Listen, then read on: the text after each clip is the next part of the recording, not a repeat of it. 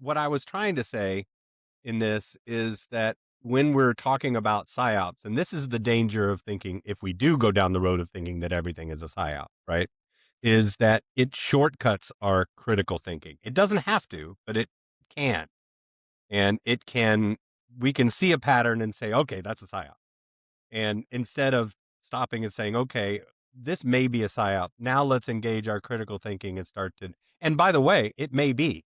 I mean, we may find out that there are people, that there is a specific group of people trying to manipulate us into thinking or doing something that is going to benefit them in some way, right? See, That's very possible. But we have to make sure that we're not allowing ourselves to just rely on that heuristical. find that perspective really interesting, that you're looking at that as then triggering the system one thinking of identifying as a psyop.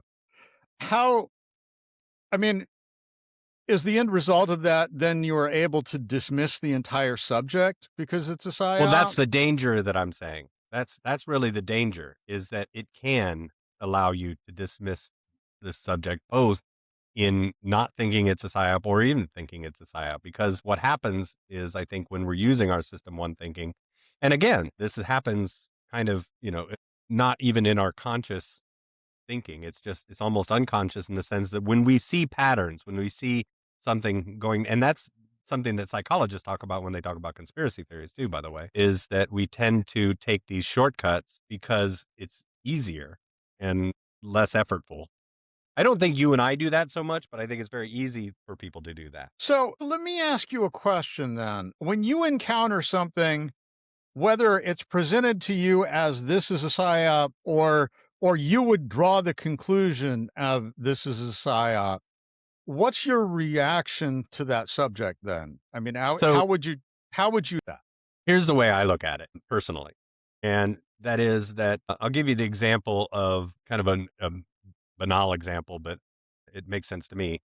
Is I had a friend one time that I got into this really interesting kind of back and forth discussion. I wouldn't call it necessarily an argument. We weren't angry at each other. But she was telling me why she doesn't want to use the easy pass in the tolls, right?